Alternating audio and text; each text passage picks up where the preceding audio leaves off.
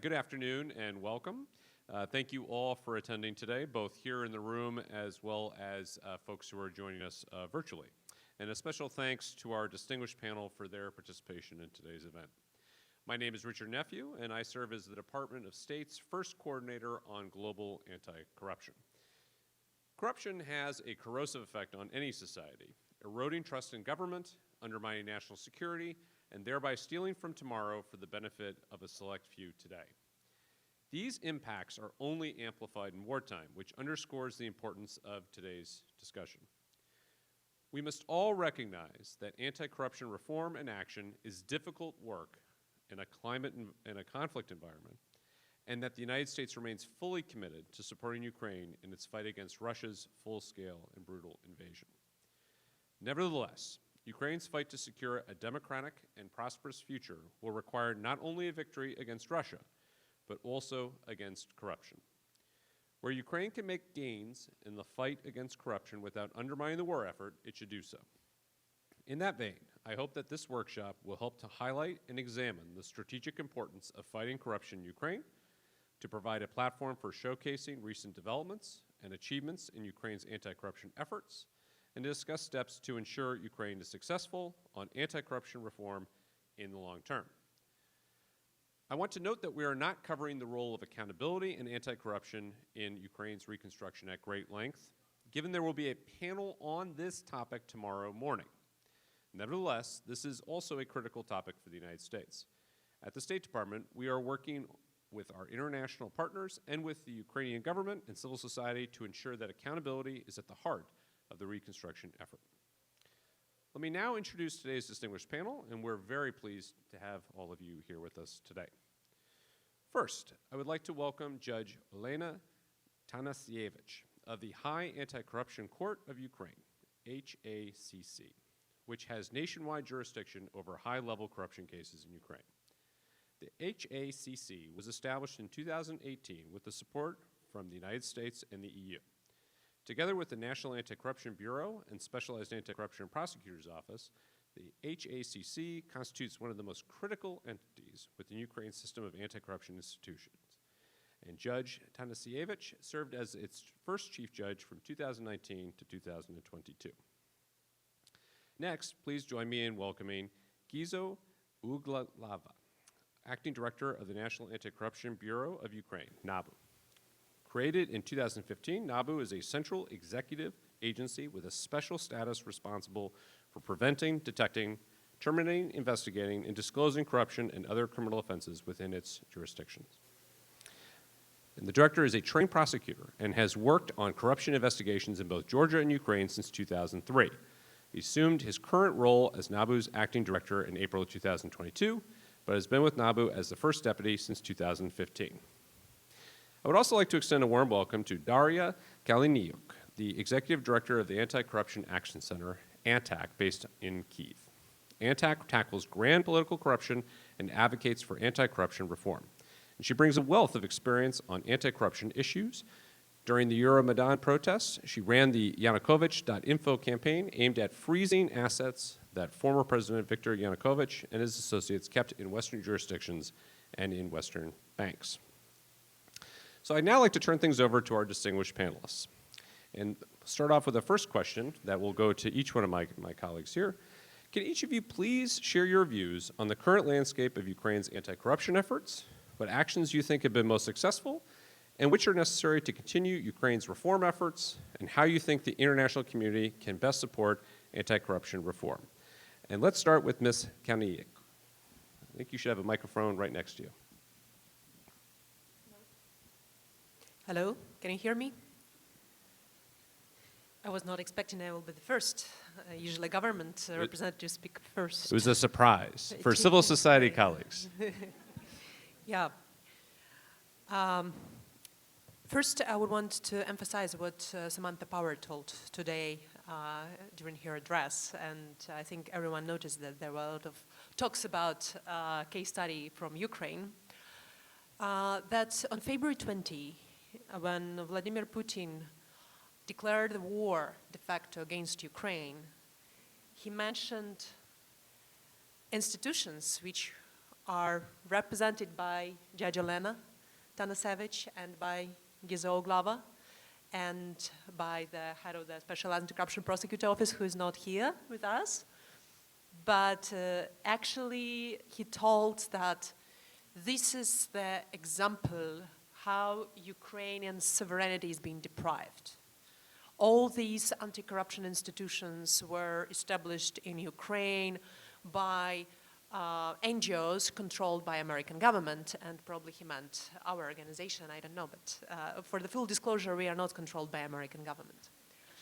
However, the truth is that we worked hard during the last 10 years to make sure that Ukraine has anti-corruption infrastructure, specifically independent institutions which are capable to detect corruption, investigate, and prosecute corruption.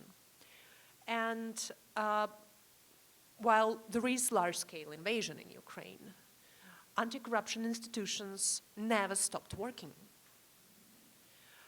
Thursdays after the invasion, actually many detectives and many anti-corruption prosecutors decided to enlist into army, and still some of them are fighting actually in the trenches in the front line. But nevertheless, anti-corruption institutions in Ukraine kept working, investigating, prosecuting, and trying corruption cases. And our organization keeps going to trials and monitoring how these trials are happening. And honestly, I don't know any other country in the world where there is the conventional war happening between the conventional army of one country and conventional army of another country, when 50% of electricity and energy is being collapsed, but still there is investigation and prosecution of corruption of senior public officials.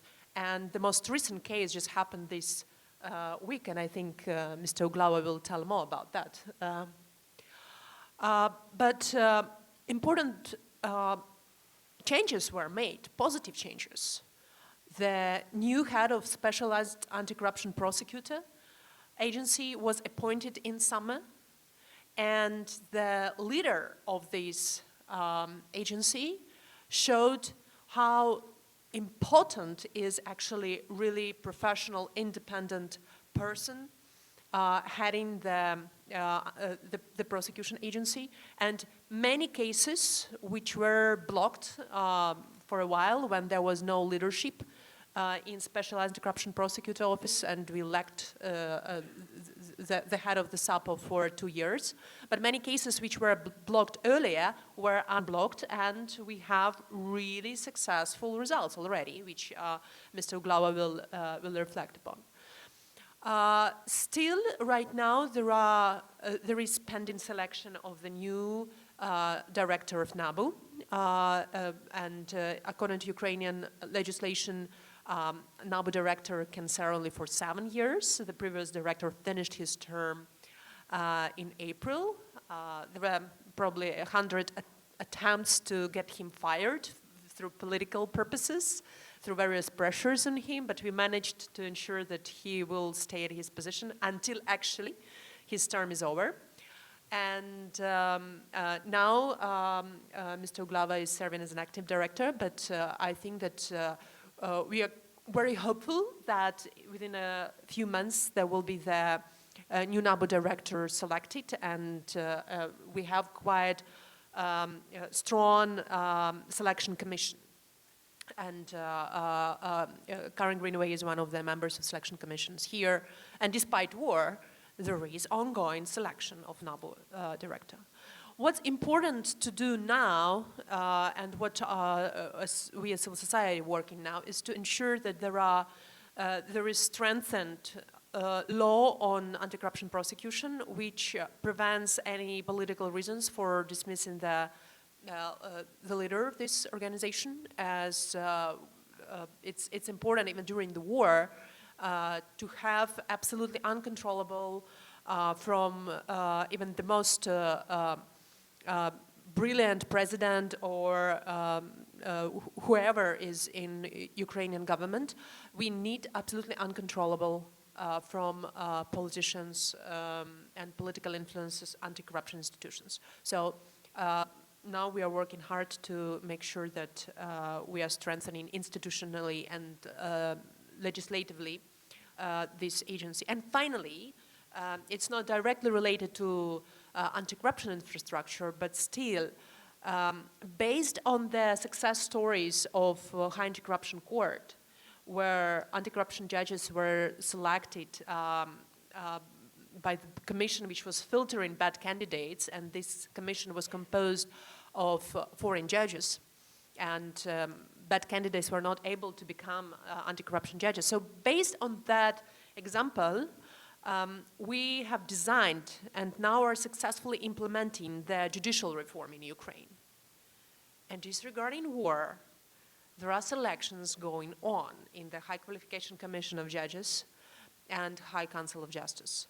And we are hopeful that very soon these selections will be over and we'll have the new wave of cleaning up the entire judiciary in our country.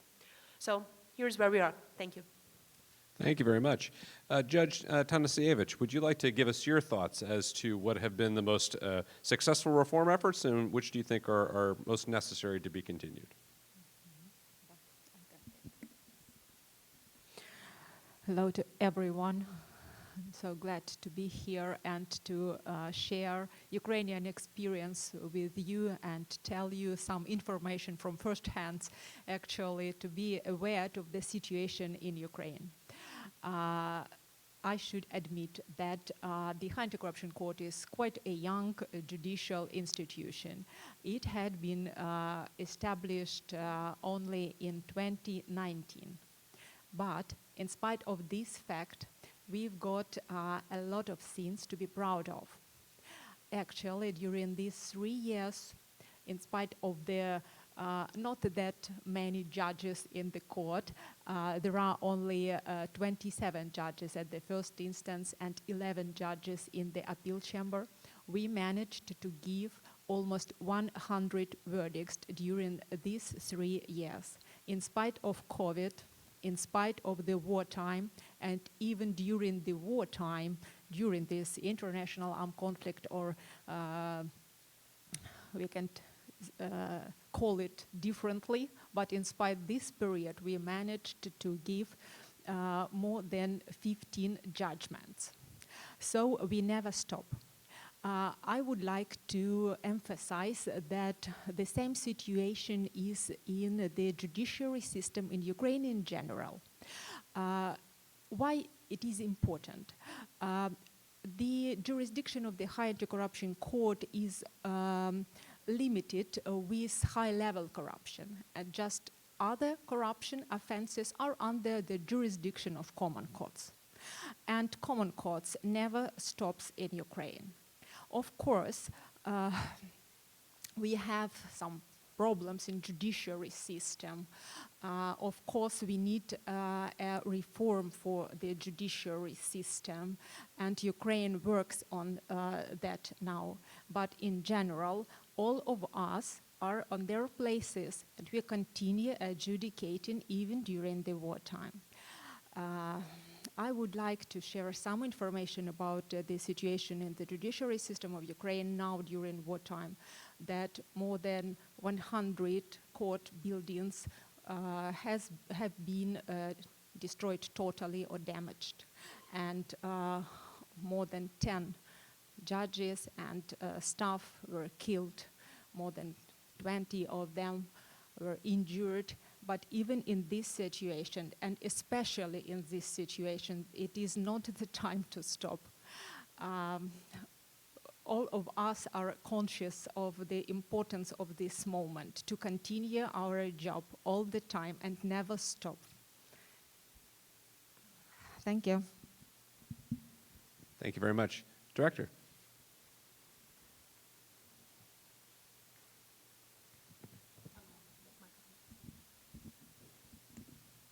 Thank you very much. Когда говорят самые большие достижения, что такое в Украине в борьбе с коррупцией, я считаю, что самое большое достижение – это та антикоррупционная инфраструктура, которая сегодня есть в Украине. Это антикоррупционное бюро, это антикоррупционная прокуратура и Высший антикоррупционный суд. So when it comes to the most successful cases in Ukraine in combating corruption, I'm pretty sure that I can say the whole anti-corruption bodies that we have in Ukraine are successful. The National Anti-Corruption Bureau of Ukraine, Special Anti-Corruption Prosecutor Office, and the High Anti-Corruption Court. Это те органы, которые стабильные, имеют репутацию и доверие. Война затронула всех в Украине, каждого гражданина, в том числе и эти органы. Но можно сказать, что ни один из этих органов не перестал работать. Они продолжают стабильно работать. I can say that these bodies are the one who people trust not only in Ukraine but in the world. And despite the war, all these bodies continue working and has never stopped. And they continue working even under missile strikes and despite everything that's going on in the country. Несмотря на войну, в которой в своей части участвует и НАБУ, где его сотрудники прямо участвуют на фронте, участвуем мы в разных разведывательных или контрразведывательных деятельностей, мы очень стабильно продолжаем свою работу. Even some NABU employees are taking part in different hospitalities, in counterintelligence and intelligence work, and even despite that fact that they are taking part in all that military operations, we continue working. Самая главная наша задача – бороться с коррупцией. И Даша правильно отметила, что сегодня, если посмотреть на деятельность НАБУ, и сравнить мирное время, можно сказать, что мы наоборот набираем обороты, и мы больше и больше проводим успешные операции. And I can say that NABU continue working as well, and as Daria already said, even despite the war, we have never stopped. And in comparison with those indicators that we used to have during peaceful time, now during martial law, we are decreasing our work, and we are trying to keep the pace. И это не касается только старых дел, которые когда-то были заблокированы по разным причинам. Это новые дела, новые расследования и новые операции. It's not only about the cases that we used to have and that used to be blocked. We have several new cases, new operations, and we continue working on them. Мы понимаем, что самая большая проблема в Украине – это системная коррупция. Системная коррупция, где работают и преступления совершают организованные преступные группы. We understand that the biggest problem in Ukraine is systematic corruption, that corruption which is conducted by organized crime groups. И наша цель – это системная коррупция, против которых мы проводим очень эффективные операции. И один из подтверждений было 2 дня тому назад операция в Одессе. And our main goals is this systematic corruption. And one case that proves that we are working in this field is the operation that we used to have several days ago in Odessa region. В операции участвовало больше 100 сотрудников НАБУ, и одновременно проходили обыска на 30 адресах. We can say that more than 100 NABU employees took part in these operations, and there were more than 30 places where searches were conducted. Но мы понимаем, что только арестами и судебными решениями мы не сможем побороть коррупцию. Чтобы побороть коррупцию, для этого нужна системные реформы. But we understand that systematic reforms, they are needed in Ukraine because punishment and decisions of judges and investigation is not enough to combat corruption in Ukraine. И здесь можно с гордостью сказать, что несмотря на то, что нет электричества, нет отопления, нет условий для проведения таких конкурсов, такие реформы продолжаются в Украине. And we can say that despite lack of electricity, lack of central heating, and other comfortable stuff that we used to have, all these systematic reform are conducting in Ukraine right now. Как было отмечено, был назначен в военное время антикоррупционный прокурор, успешно идет конкурс на директора Национального антикоррупционного бюро. During the martial law, the new head of the Special Anti-Corruption Prosecutor Office was appointed, and even now there is selection for the NABU head position. Очень важно, что закончился конкурс и идет процесс назначения на Высшей Рады правосудия, и это для Украины очень важный орган. Один из коррупционных систем – это судебная система. И Высшая Рада правосудия – это тот орган, который должен реагировать на нарушения судей.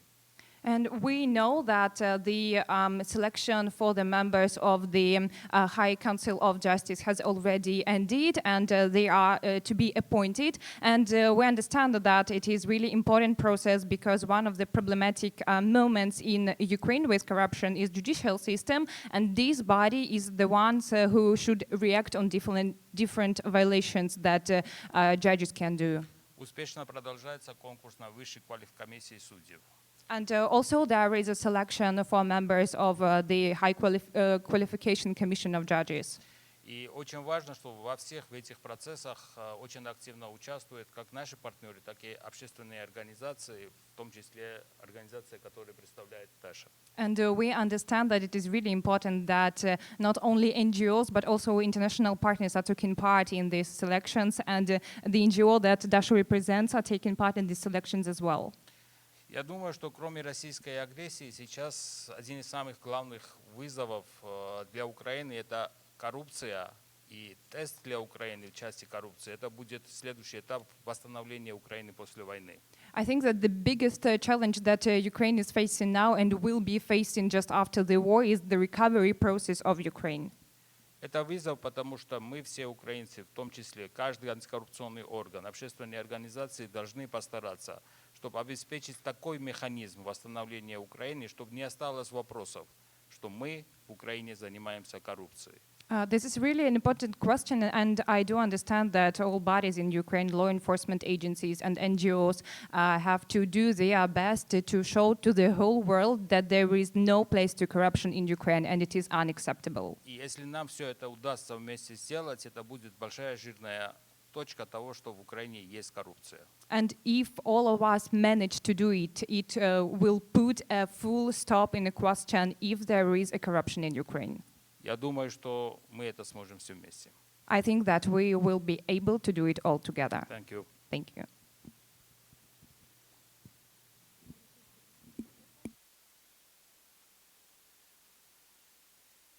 Try again. Thank you very much, and really appreciate all of those answers to our initial kind of setting question. I've got another one that I also think we'll have everyone in the group speak to.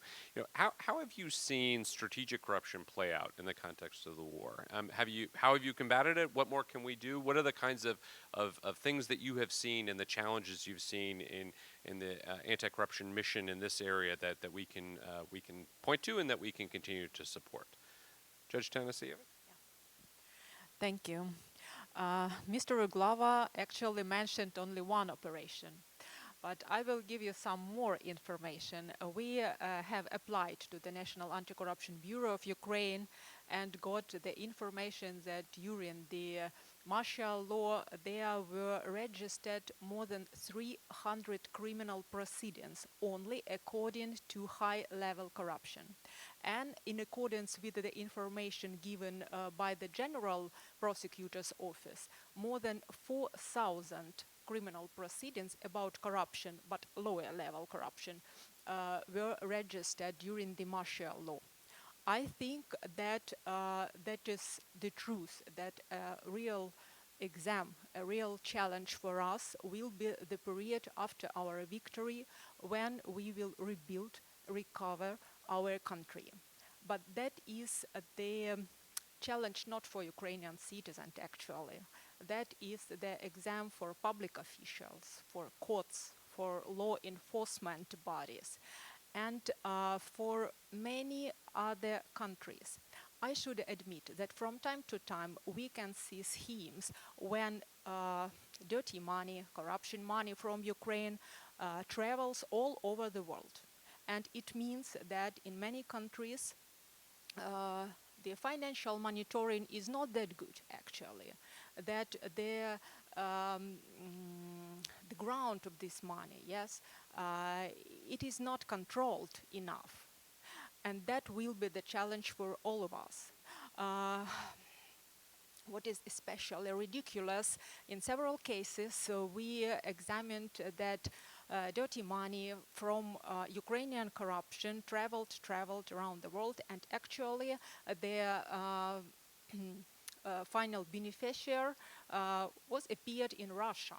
It is absolutely annoying, understandable, and unbelievable. So I think that there must be a systematic activity of many actors in this regard. That is for sure that we can do it inside the country, but we need your support outside of our country. And one more point. I'd like to inform you that under the jurisdiction of the High Anti-Corruption Court now, actually from May, we have administrative cases about sanctions which we are allowed to provide against people who support armed aggression against Ukraine, who finance this aggression.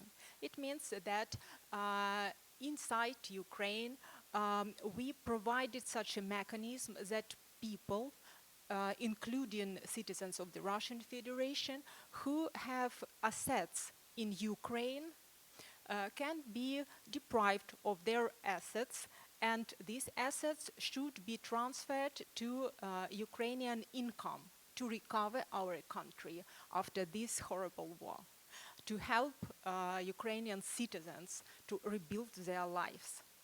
But that is what we can do inside Ukraine. We know that Russian oligarchs have a lot of assets in Europe, actually all over the world. So we need support in this sphere just to identify, to detect these assets, and then to transfer them to Ukrainian income. Thank you. Thank you very much, Your Honor. And I think that's an important point I'll just underline is the degree to which the fight against strategic corruption has an element inside of Ukraine, but certainly also has a major element outside. And so all the other topics that we're talking about at this week are also incredibly applicable to this general issue as well. Daria, any specific thoughts you would have regarding this issue of strategic corruption?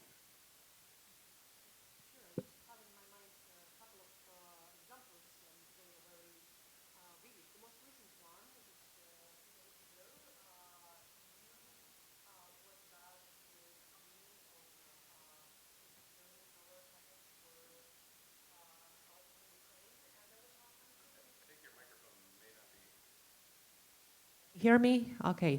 So I will repeat. So for me, the most recent example of strategic corruption during war in Ukraine, which Russians are doing, is the case of Hungary in the EU. When Hungary, as one country, just blocked the decision of the EU to provide Ukraine $18 billion assistance. And it's not a secret that Hungarian leadership has very close ties to Vladimir Putin and his entourage, and that gas deals with Russia and various ways how Mr. Orban is profiting from these deals is actually an example of strategic corruption to me. And it's an example how Russia is buying politicians and buying specific countries and buying the decisions of these countries towards Ukraine. Hungary is not only the only is not the only one country. If you look into the votes in the UN Assembly and all votes which are related to Ukraine-Russia war, those countries which are voting the same as Russia, we have to look into the strategic corruption in these countries. But I also want to emphasize two cases of strategic corruption which failed in Ukraine. And actually before large-scale war, Russia tried to destroy Ukrainian institutions and take control over Ukraine through inside by using strategic corruption. And first case is the decision of the Constitutional Court. It was back in 2019, I guess, 2020, when suddenly Constitutional Court of Ukraine issued a decision which actually decided that key anti-corruption reforms in Ukraine were unconstitutional, that asset disclosure system for public officials wasn't constitutional. And they were about to decide that appointment of NABU director wasn't constitutional. So, and the head of this court, the head of the Constitutional Court of Ukraine, Mr. Tupitsky, apparently he was from Donbass, and his mother-in-law was still residing in the occupied territories, and he was publicly saying that. So he was not afraid of her mother being captured by Russians whatsoever. He was very relaxed about that. It meant that he had clearly guarantees from Russia from what he was doing, and that those decisions of the Constitutional Court were not just accidental.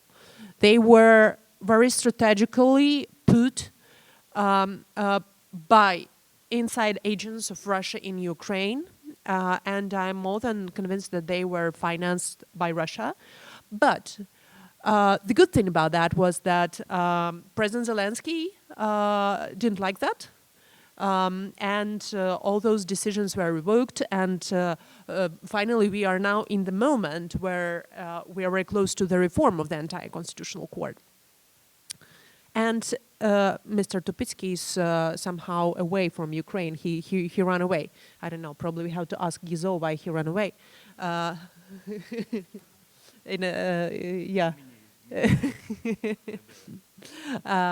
And final case of strategic corruption I wanted to mention is the case of Viktor Medvedchuk, one of Ukrainian oligarchs, but with family ties to Vladimir Putin. So during 2018, 2022, 2021, Viktor Medvedchuk was building his media empire in Ukraine. He was taking money from Russia when he was taking, he was extracting oil. He received licenses to extract oil in Russia.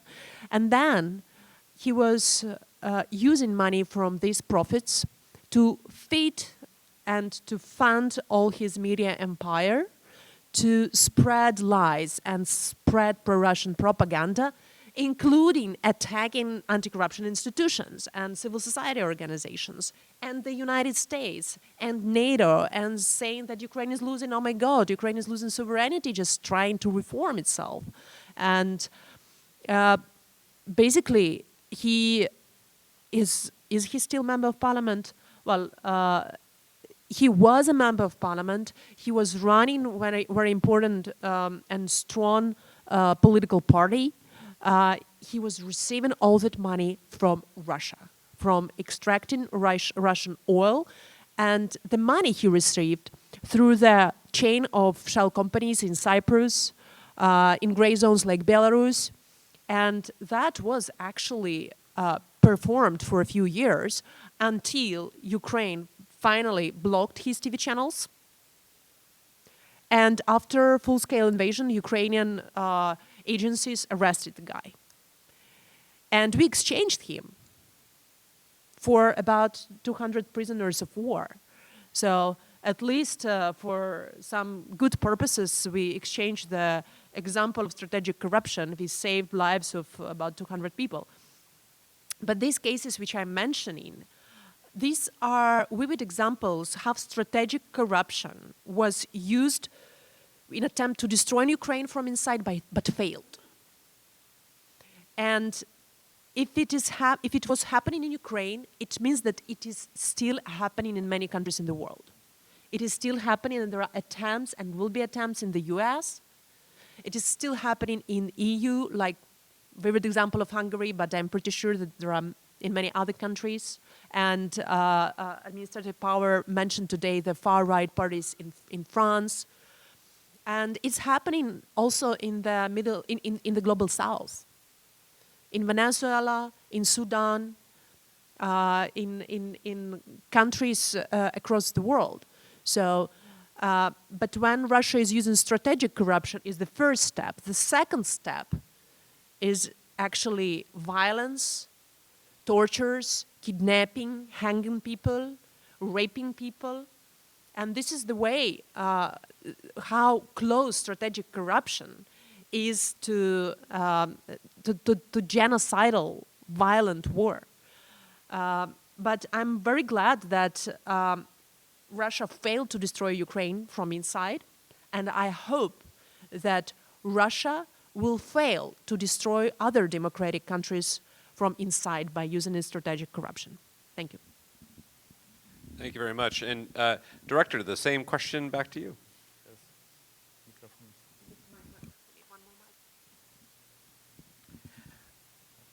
Даша рассказывала конкретные уголовные дела, и я вспомнил еще одного знаменитого человека в Украине, который представлял оппозиционную партию пророссийскую.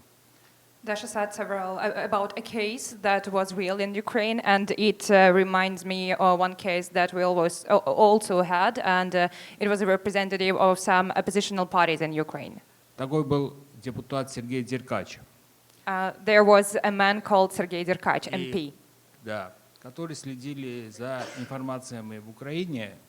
3 года тому назад как-то появился этот человек, который начал открыто нападать все те новые реформированные органы, которые в Украине успешно существовали и работали.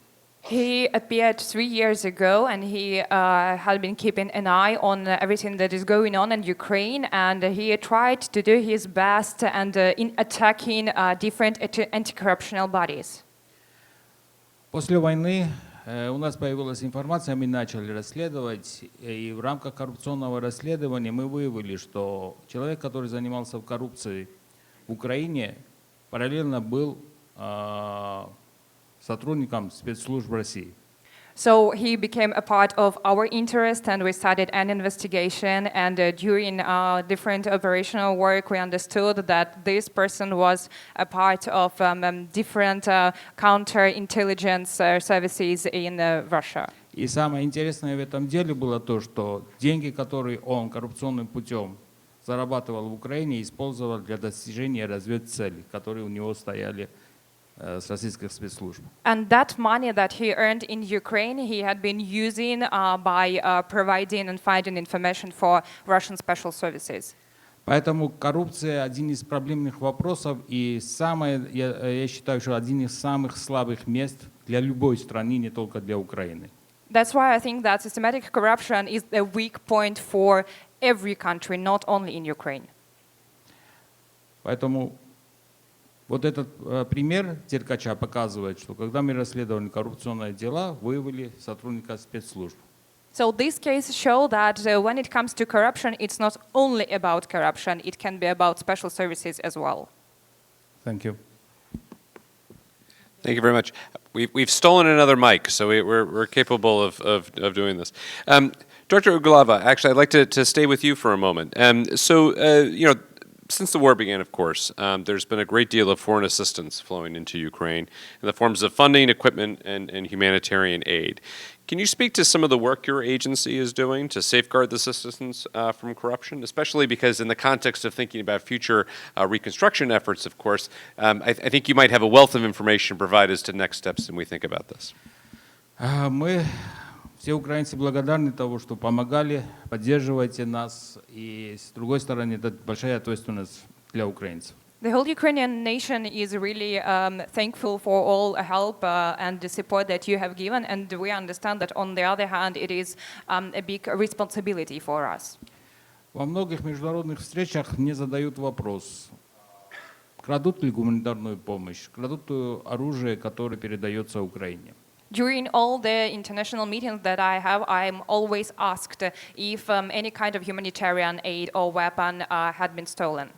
Первая самая задача, которую я поставил своим сотрудникам, я сказал, мы должны расследовать эти дела и отвечать, имеем мы такие факты или нет. И если имеем, мы должны реагировать. So I said to my employee that these facts should be checked, and if we have information that it has happened, we need to react. And if we have information that it hasn't happened, so that's the information already. Мы реагируем даже незначительной информации, что перепроверить все это. Even if there are any kind of information, we still react and trying to check it. У нас в производстве находится около 30 уголовных дел, в рамках которых проверяется информация. И эти информации, как и оперативные, так и из открытых источников. So for now, we have approximately 30 cases where we are checking the information that we have, and this information we get from open resources as well. Пока смело могу сказать, что ни один из этих информаций не подтверждено расследованием. And I should say that any of this kind of information wasn't proved by our investigations. Спасибо. Thank you very much.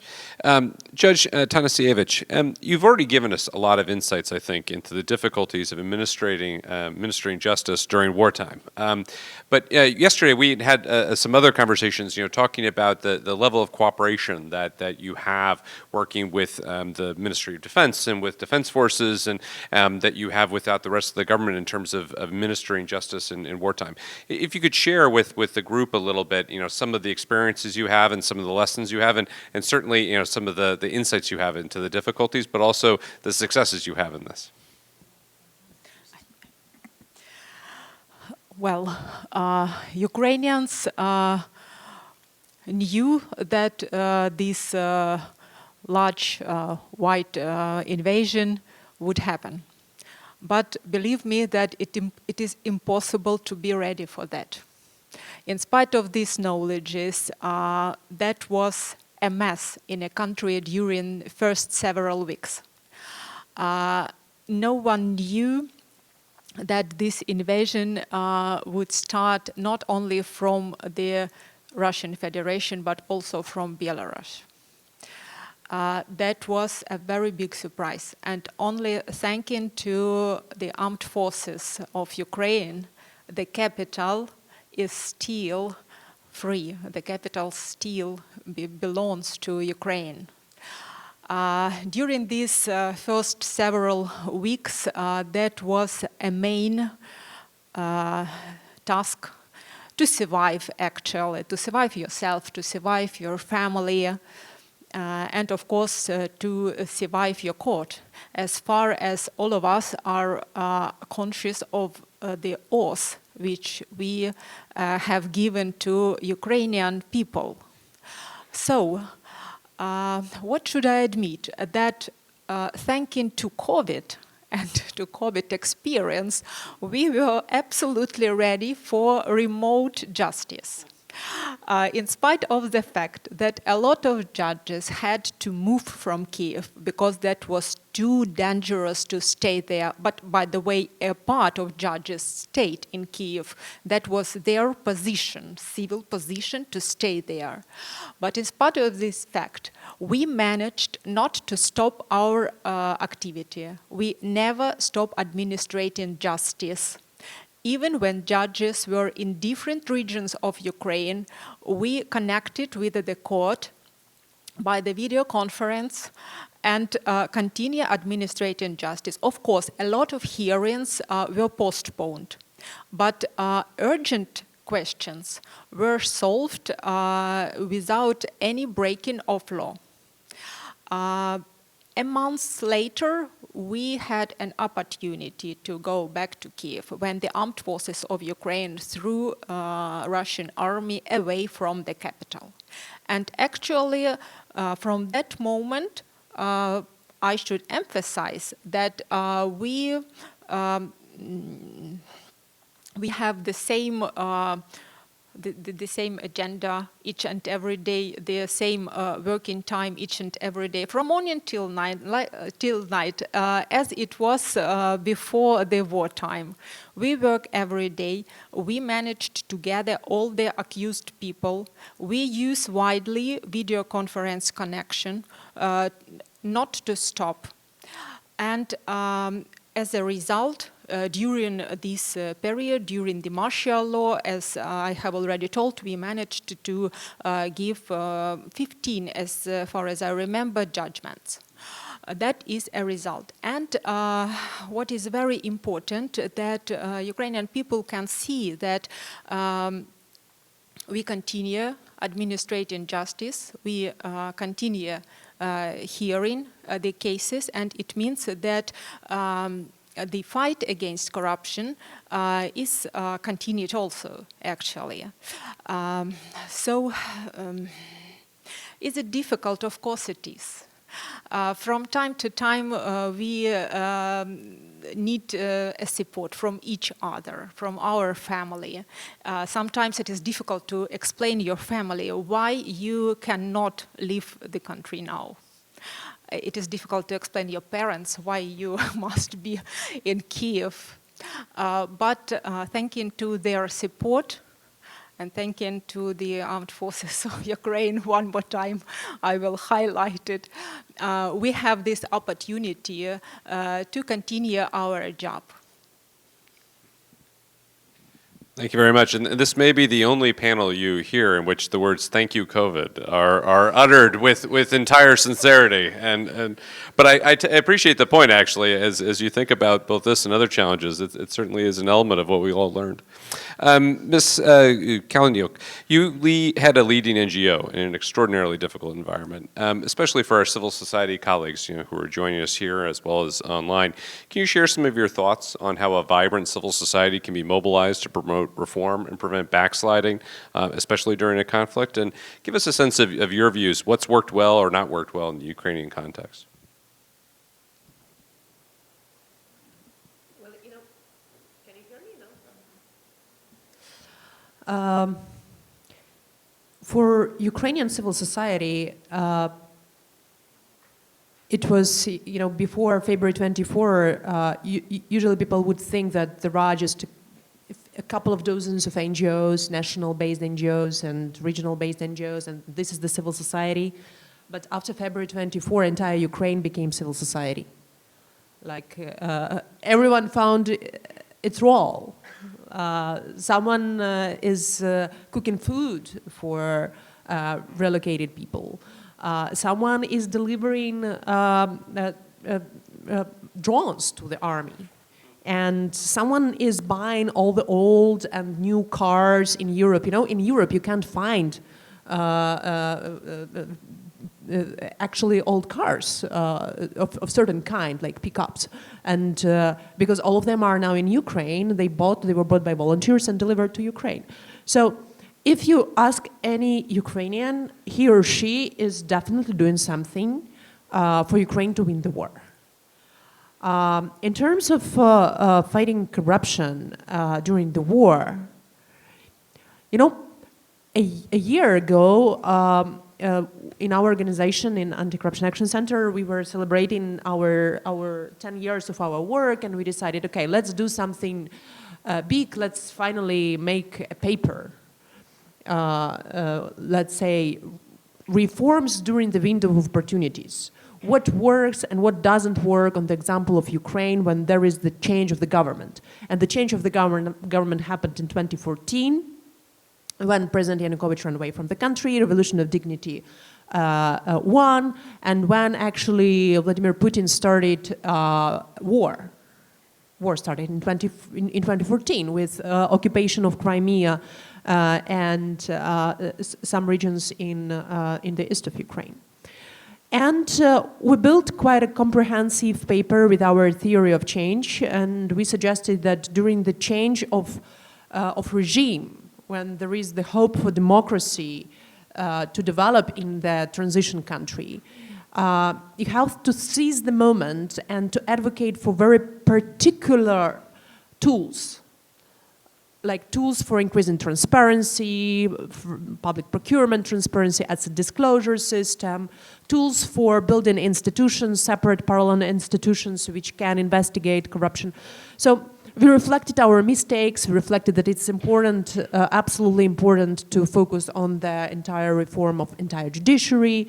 We reflected also on various obstacles which are on this way. But I was so proud and happy that today, during the address of governmental representatives of the United States, Ukraine was quoted as the case study, what could work during the window of opportunities, and that our case is now being replicated in some other countries. But what I'm dreaming about now is that very soon we will write a paper how to fight corruption and win during the war. Because it's also a challenging story for us. And part of our team in Anti-Corruption Action Center is on the ground in Ukraine, analyzing every single law which can damage anti-corruption infrastructure, analyzing every single candidate to the High Council of Justice and High Qualification Commission of Justice and to the National Anti-Corruption Bureau, monitoring how these selections are ongoing, pushing for the reforms of, particular reforms of Anti-Corruption Prosecutor Office.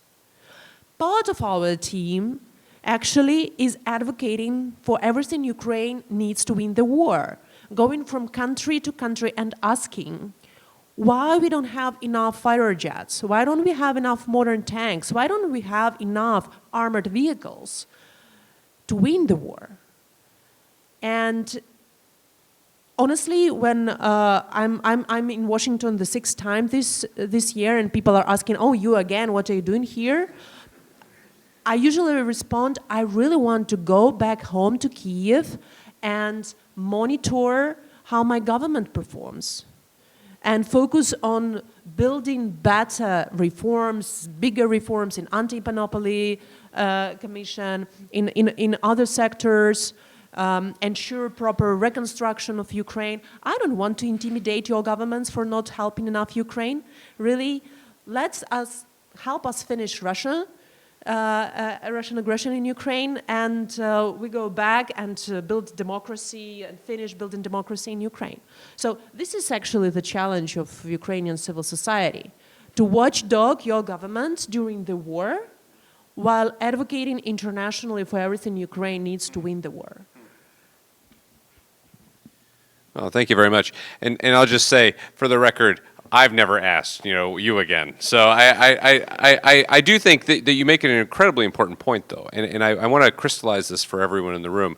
The key point of this is that it is 100% possible to both advocate and push for your government to make reforms and make improvements and to be able to hold the line and things, and at the same time, absolutely defend your government, defend your country, support your country. In fact, I would argue those two things are intrinsically linked, that by attempting to make those arguments that we need to have reform, we need to have protection of these spaces, you are doing your most, actually, to defend and support your country. And so I think this, to me, underlines the importance of civil society and civil society engagement. And it's, again, part of the reason why conferences such as these are so important. One last question. It's going to go around the table, and then we're going to open up things to the audience, both here as well as online.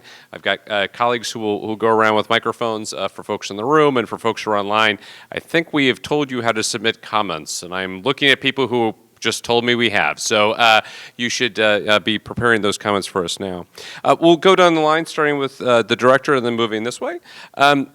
Give us a little bit more insight as to what the United States, the EU, and other like-minded countries, international partners can do to help safeguard the autonomy and integrity of Ukraine's anti-corruption institutions. What are the things that we can do? And in particular, of course, I'm most interested, and I think our audience would be very interested in what we can do to help and provide support to your specific institutions. So NABU, of course, in the director's case, civil society, and the judiciary. Please, Director. Спасибо. Чуть начну сдалека, что антикоррупционное бюро, антикоррупционный суд, антикоррупционная прокуратура – это большая заслуга наших международных партнеров, что они существуют, созданы и стабильно развиваются. Thank you so much for the question. So I'll start from the very beginning that the NABU, the SAPO, and the HACC is working now just due to the support and help that our international partners have been providing during all this period of time. Эта поддержка продолжается и во время войны, и перед НАБУ стоит несколько вызовов для того, чтобы в будущем, после окончания войны, мы эффективно боролись с коррупцией. And now, during the war, we do understand and feel your support. Though we understand that in future there will be some obstacles that NABU will face. Один из вызовов это увеличение штатного ресурса, который нужно для эффективной борьбы против коррупции. And one of the changes that we need is increasing amount of NABU staff to be able to combat corruption in an efficient way. Когда говорим, что НАБУ сильный орган и эффективно исполняет свои функции, это заслуга, что у НАБУ есть полная независимость в любой операционной работе. У него есть свой следствие, оперативная служба, аналитическая служба, техническая служба. When we say that NABU now do everything that he has, it's not. It's only because we now have different operational workers. We have our investigators. We have our technical staff as well. Но для НАБУ уже непреодолимой проблемой становятся экспертные исследования в разных государственных учреждениях. But we do understand that we lack expertise group because we do not have one, and we are working with those who are working with other state bodies. Поэтому создание для НАБУ экспертного учреждения, его оснащение, обучение квалифицированных кадров – это важнейший вопрос для дальнейшего развития НАБУ. So the greatest question for NABU capability development is adding this staff, adding this separate expertise group with people who are trained with all technical things that we need.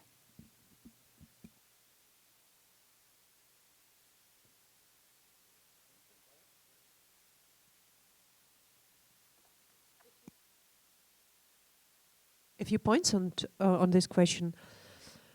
First, EU already done a lot during the war. With the help of the EU, we actually finally appointed a very good special anti-corruption prosecutor. Why? When there were discussions in May and June whether to grant Ukraine the EU candidacy status, the key reason some capitals in some European countries were saying, oh my God, Ukraine is super corrupt, we cannot grant them EU candidacy status. They can't even appoint the special anti-corruption prosecutor for the last 2 years. Well, it was true. For some political reasons, head of SAPO was not appointed, despite that he was already pre-selected through the transparent procedure.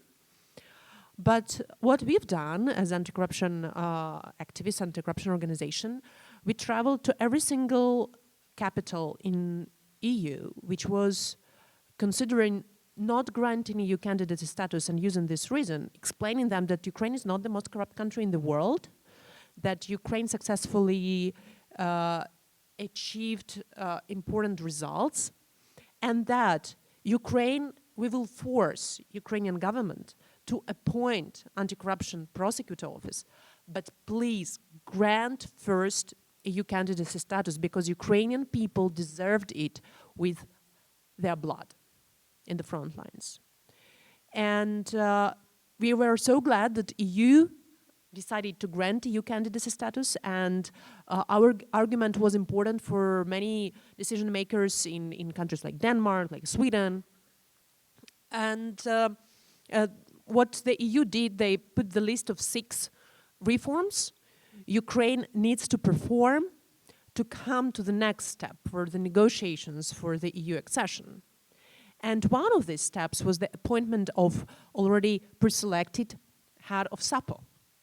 And the first reform which Ukraine have done out of these 6 reforms was actually appointment of head of the SAPO. Now, judicial reform is at its final stage. The selection of NABU director is ongoing. So all these reforms, they are part of the steps EU agreed Ukraine needs to perform in order to come to the next stage of the EU accession process. And EU accession, membership in EU, is like the light in the tunnel for many Ukrainians. The first 2 flags which were put in Kherson after its liberation was the flag of Ukraine and flag of the EU. Ukrainian people will force our government to implement all reforms needed for Ukraine to access the EU. And therefore, all these reforms, all this list of what needs to be done for EU membership is the most powerful leverage for Ukrainian people and for our civil society to make our government deliver, even if these are very painful reforms. And second thing I wanted to emphasize, that I know there are a lot of discussions about reconstruction, and tomorrow will be a separate panel on that. But there are some attempts to compare Ukraine with Afghanistan and with the need to control all the aid and all the money like it was done in Afghanistan through the separate investigation body like SIGAR. But usually when I'm hearing such arguments and such discussions, I'm trying to explain, listen, in Ukraine we have existing internal anti-corruption bodies which need to be strengthened, which have and could be partners in any investigation. We are already partners with foreign investigations, with investigators in all across Europe and in the United States. So we shouldn't invent the wheel. We shouldn't refer to the case of Afghanistan because Ukraine is not in Afghanistan. And Ukraine is actually the case study what works. We are innovating some solutions which are already replicated to other countries, and I'm betting that we will innovate solutions of how to tackle and overcome corruption even during the wartime. So again, what EU, IMF, US could do is to make sure that that independence of these already established anti-corruption institutions is being protected. It has to be the key condition for the large reconstruction fund support. But I would want also to emphasize that usually we are an organization which is advocating for conditions of aid. But in the situation of war, the aid, the military aid, and the aid which is for immediate relief purposes, this is the aid which saves human lives, should be unconditional. We will guarantee that we will ensure that we'll clean up our government, and obviously there is corruption, in any country there is corruption, but we will strengthen our institutions and our civil society organizations jointly with pro-reform oriented people in government will make sure that we are using the aid money effectively. Thank you. Giving away my mic.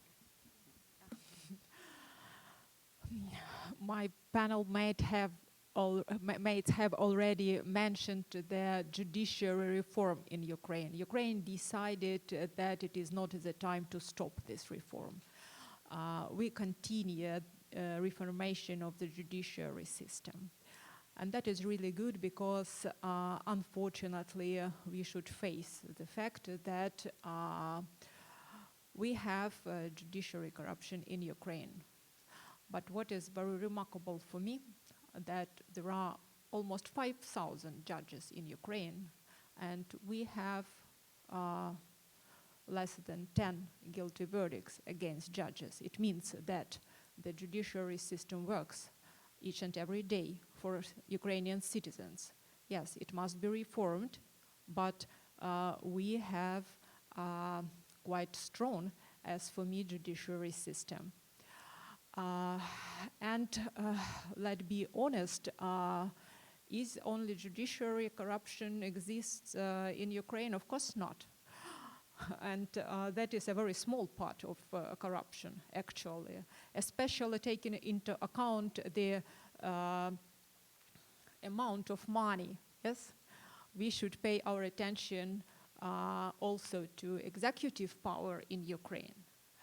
And what is actually, what do actually Ukrainian partners, what can Ukrainian partners do for us?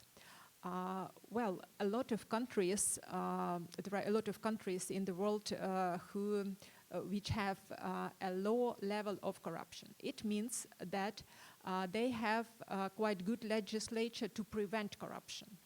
That is actually what we need in Ukraine. It is no use to fight against corruption because we can widen jurisdiction of the court, we can widen staff of the National Anti-Corruption Bureau and widen the number of prosecutors. It will be no use because there are so many people who are ready to commit corruption crimes. We need effective legislature to prevent corruption, to stop corruption. We need support of international partners who will not let money from Ukraine travel around the world. That is actually the kind of support that we need. So I think there are two very important points. Please share your good experience with Ukraine and we will implement your achievements in Ukrainian legislature, and then please do not let Ukrainian money go somewhere, and if you identify those money, please give them back to Ukraine. Yeah. Thank you very much. And I think that's an important point I would just underline as well, this point about while our panel is here and our panelists are here to talk about the situation in Ukraine, I can assure you from the global nature of my title that it is not an issue that is certainly limited to Ukraine. Again, any country in the world, including my own, has got these issues. The key question is, again, whether or not that we can use some of these opportunities, but also use the urgency to be able to address these challenges. And so I'm sure you'll agree with me that our panel has helped to give us a lot of food for thought and hopefully a lot of food for questions. So we're going to do this the old-fashioned way. Put your hand up in the air, and my colleagues will bring a mic to you. I should note that a question usually is one sentence long and ends with a question mark. So if we could keep our questions in that format, that would be useful and allow us to get as many in as possible. All right. I saw this lady in the back first. And I apologize, I'm going to have to point because I actually can't see terribly well. That's fine. Oh, is this working? Okay. First, I just wanted to thank the panelists because that was very interesting, and I enjoyed the discussion, and I just admire the important work that you're doing, your perseverance. My question for you is that, given Ukraine has this new but very strong anti-protection whistleblower law, are there any trends you can share with us about what whistleblowers have contributed to reporting corruption and how those cases are being processed? And actually, I'm just curious if you know of instances of whistleblowers in Russia who have contributed to useful disclosures of corruption. If so, where are they going? Given that they risk a lot and they don't have these legal protections that you may have in Ukraine and other places. Thank you. Great, thank you very much. Which of you would like to answer?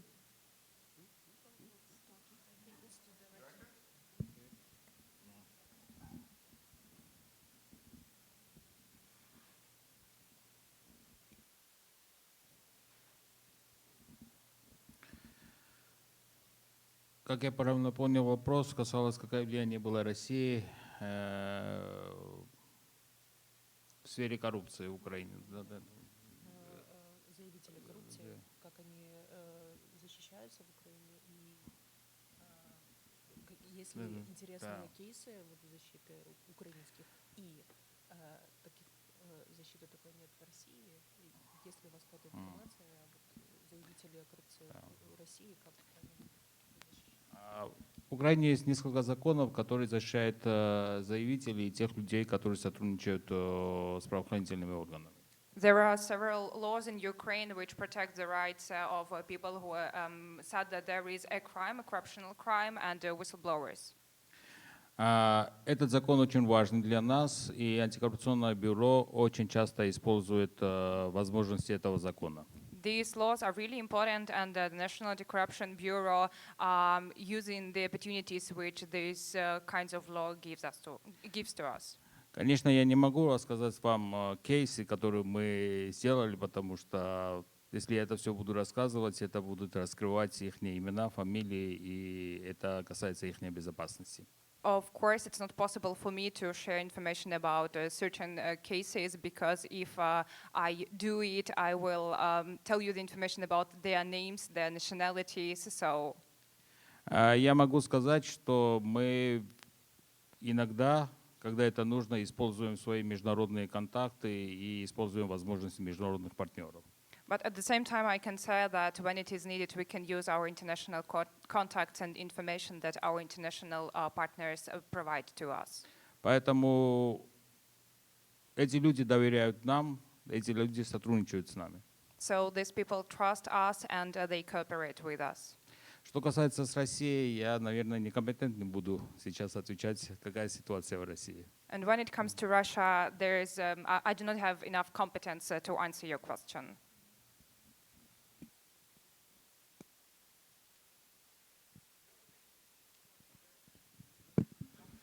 I add just several sentences.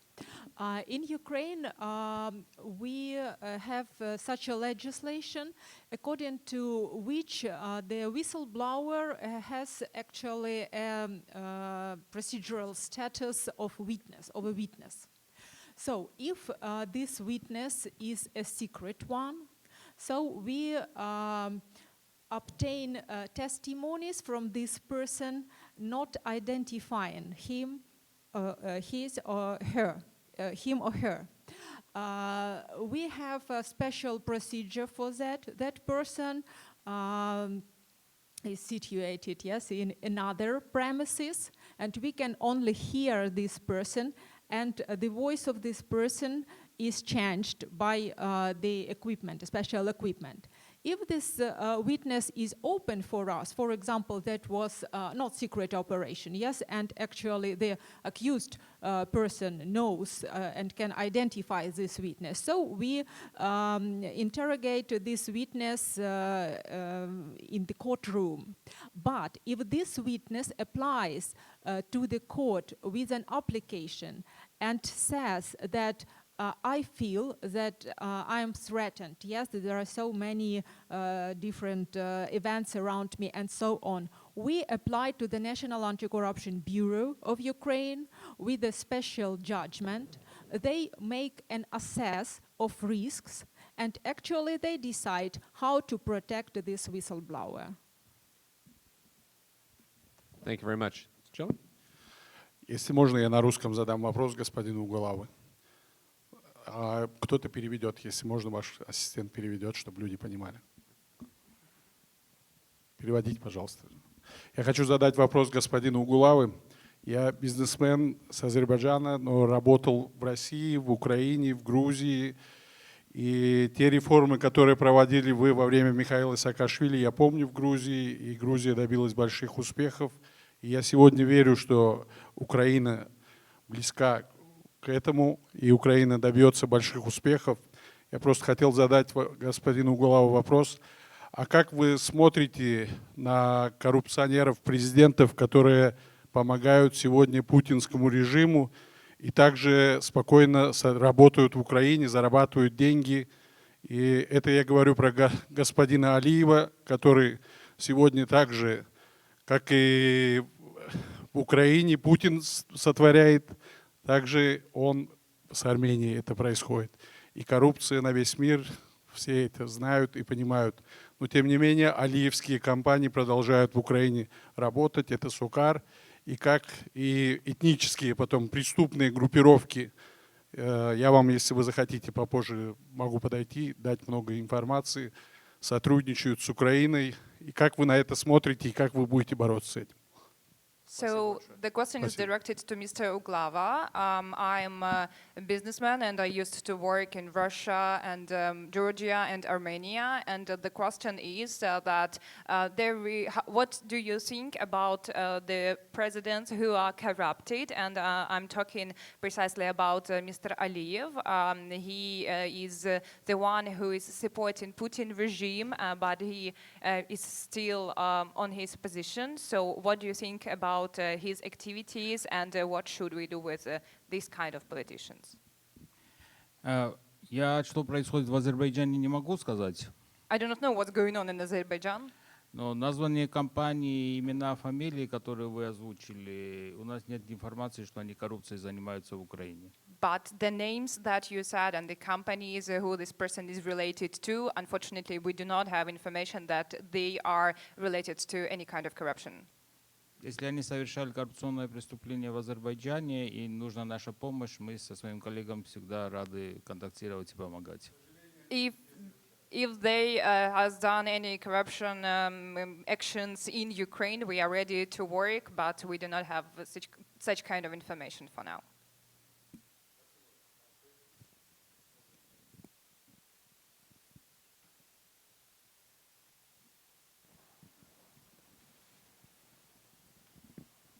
Thank you. Najla Dalton-Zaidan from Transparency International Defense and Security Program.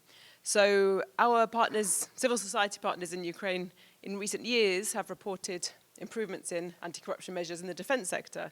And I think perhaps it's fair to say, I'd be interested in your assessment as to whether it's fair to say that we're seeing some of the positive kind of outcomes of that now, because we know the relation between institutional resilience to corruption and national security outcomes and kind of stronger protection of defence and national security interests. So I'd be interested to see, well, firstly, if you agree with that assessment, that we're seeing some positive outcomes of progress in recent years now, and perhaps what are the areas that will be key in increasing that progress in the post-conflict time in that sensitive sector, in defence and security. Thanks.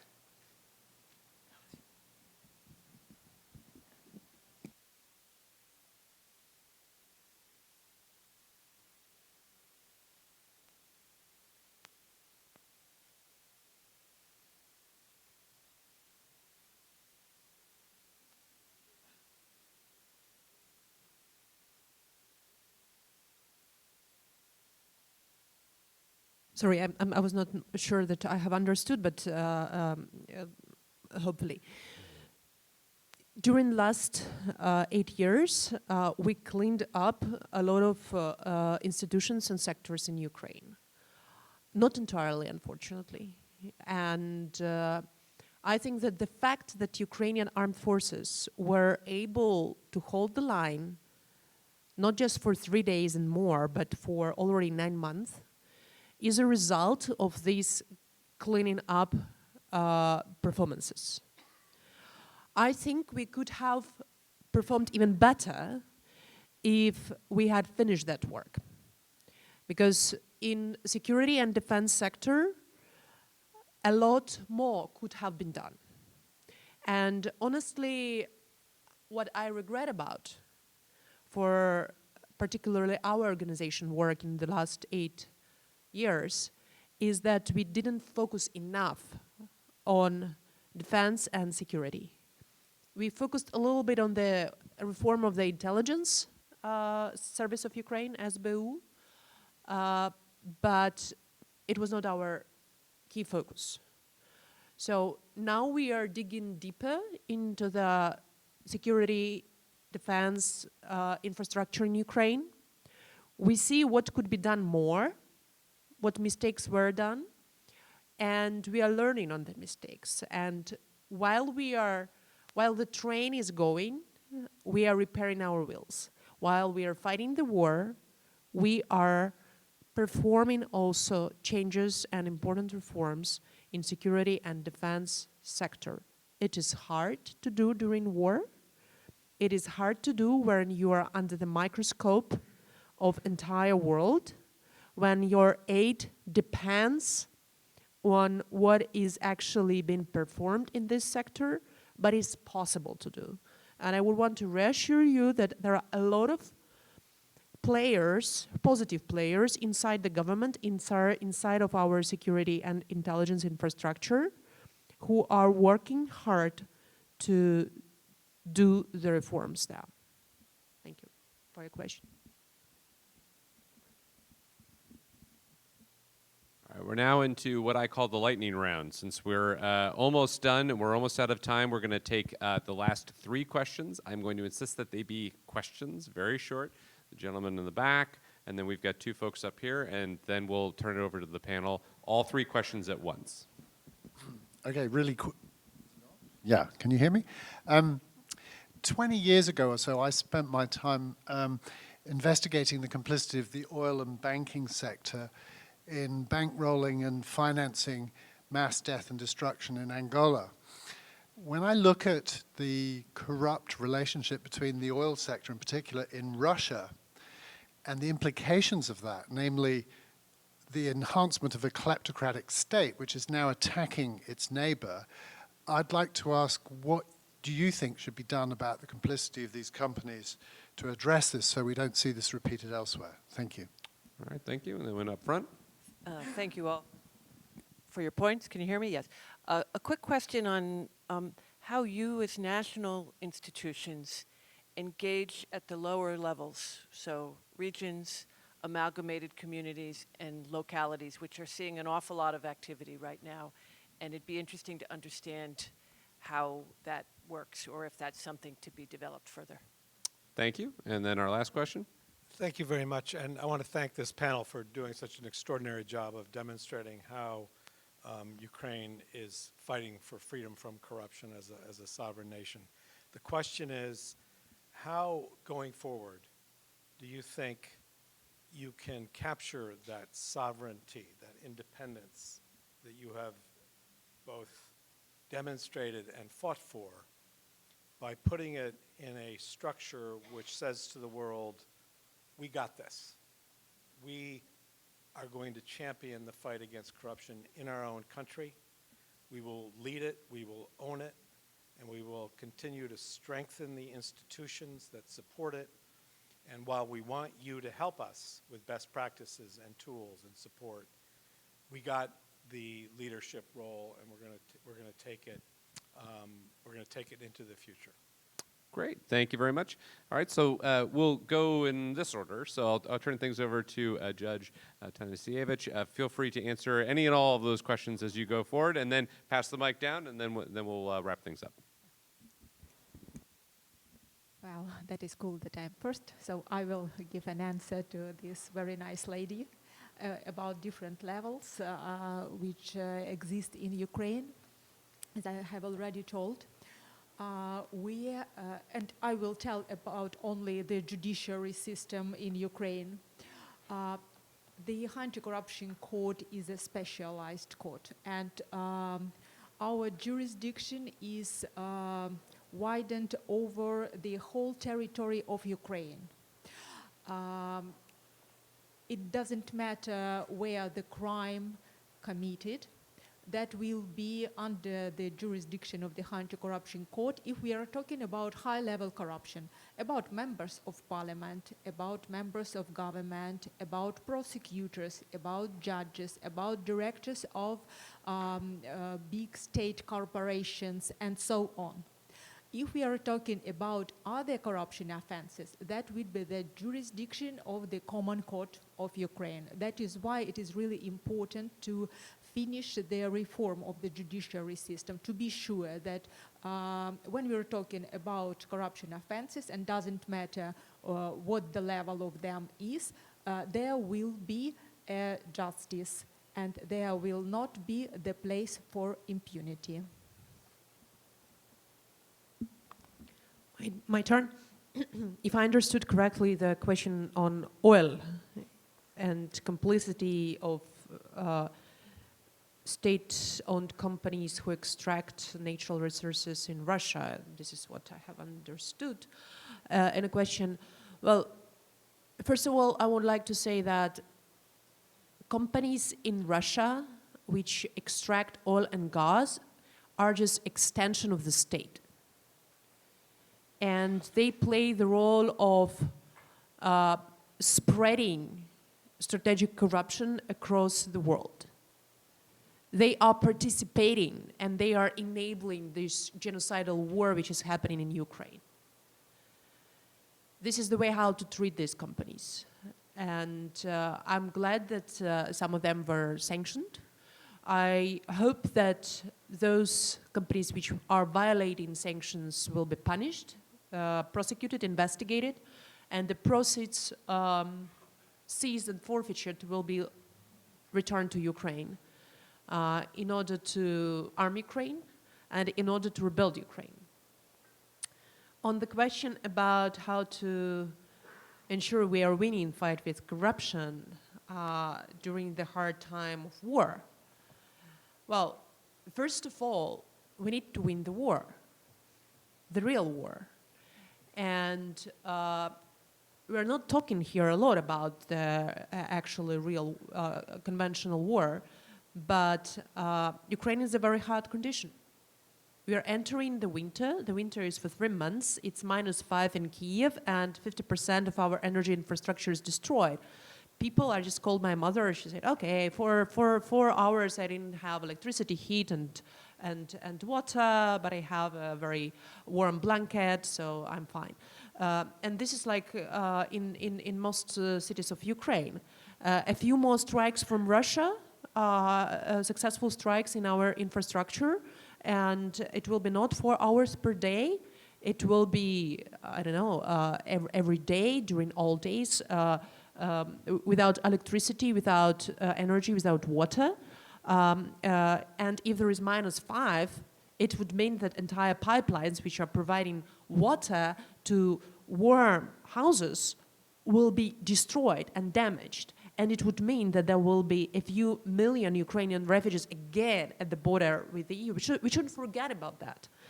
And so still, for all anti-corruption civil society, and not only anti-corruption civil society in Ukraine, and not only civil society, it is important to win the war. Because it doesn't matter whether we win the fight with corruption if you don't have a country. So it's the first point. Second point, yes, we are keeping going with our reforms and our anti-corruption fight because we believe in our victory in the battlefield, and we believe that the future will come after the victory in the battlefield, and that after victory, immediate paradise in Ukraine will not happen. We'll have still work hard, and there will be another front line. But I'm very optimistic about that, because as I have explained, EU and NATO membership for Ukraine is the most powerful leverage to drive for very comprehensive reforms. And Ukrainian people, after all these struggles, will hold accountable any government who is not doing reforms towards the EU and NATO accession. The same actually with big reconstruction money. Once they are linked to very hard reforms, and these are similar reforms reflected in the EU and NATO, and they are reflected in IMF requirements, it will be super powerful leverage to drive for reforms in Ukraine. And Ukrainian civil society will explain to Ukrainian people and citizens what is required from Ukraine to have the speedy and quick accession to the EU and NATO. So that is my optimistic point. I'm pretty much convinced that we will win both wars, but the war at the front line, we depend hugely from our partners, from our Western partners, and we have to avoid the protracted war for years. This will be the full destruction of Ukraine, and it will be the loss of Ukraine if we will allow this war to last for 1 more year. Thank you. Thank you very much. And Director.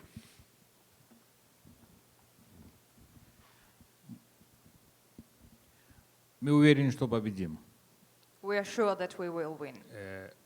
Украина и его народ это доказали. Ukrainians have already proven it. Мы в НАБУ считаем, что победа проходит не только на фронте. But here in NABU, we think that it is not only the front that where should be the winning. Каждое новое расследование, которое мы начинаем сейчас, в военный период, каждое новое задержание, каждое новое привлечение к ответственности, мы считаем, что мы оберегаем бюджет, за которых покупается оружие, покупаются медикаменты и покупается еда для солдатов, для беженцев. every new investigations, every new person who is under arrest, every new person who is charged. We think that by doing this, by doing our everyday work, we are saving money for buying foods, for buying weapons, and for keeping our soldiers safe. Сложно это очень делать. Сложно, потому что, когда идет война, мы очень долго думаем, когда сделать этот шаг, когда сделать обыск, чтобы не помешать какому-то процессу, который важен для обороны Украины. And now, during the martial law, it is really difficult to continue doing this work because before conducting kinds of searches or any operational work, we need to think about whether it's not going to harm the defensive system of Ukraine. Но это наша ответственность, и мы готовы эту ответственность брать на себя и работать по своим направлениям. But that's the responsibility that we take, and we are ready to continue going into those directions that we are working on. Спасибо. Great. Well, thank you very much to all of our excellent panelists for their time here today, and thank you all very much in the room for joining us, as well as folks online. Just a couple of brief observations that I would make. First and foremost, I would say that a lot of this discussion highlighted the national security and international security priority attached to anti-corruption. It's interesting, if you think back to the answers that were given by my colleagues to talk about strategic corruption and talk about the threat created by strategic corruption, you can see very clearly the imperative to treat this matter as one of national security and international security. A lot of echoes of things that have been said in other sessions here today. Second, I think it's remarkable, and we should all, tip our hats and express our appreciation and recognition to our colleagues from Ukraine for their commitment to anti-corruption work, notwithstanding a conflict. It's amazing when you hear so many people outside in the world say, well, corruption is the grease that allows systems to go by. You don't understand, it's a very difficult situation and so forth, and it's hard to work on anti-corruption work. Try working on anti-corruption issues and trying cases in the dark and dealing with the extreme exigencies and difficulties that our Ukrainian colleagues and friends are dealing with. And I think that really brings home both the commitment that our colleagues are bringing to this, but also the importance, because certainly our colleagues wouldn't be doing that if they didn't recognize the significance. And the last I would just sort of say, and this goes to all of our civil society colleagues who are sitting here in the room, I think the importance of criticism and engagement, of seeking reforms, of constantly looking for opportunities to improve our own national jurisdictions and so forth, is patriotism. It's an expression of national love and national support, and the desire to try and find ways of improving your society, improving your governance, even as you are faithfully defending it. I think all of our colleagues up here have demonstrated that in their own various ways. It's been a vibrant discussion, and we've covered a ton of ground on a number of very important issues. So I'd like to ask if you could please join me in acknowledging our panel with a round of applause, and then thank you very much this evening.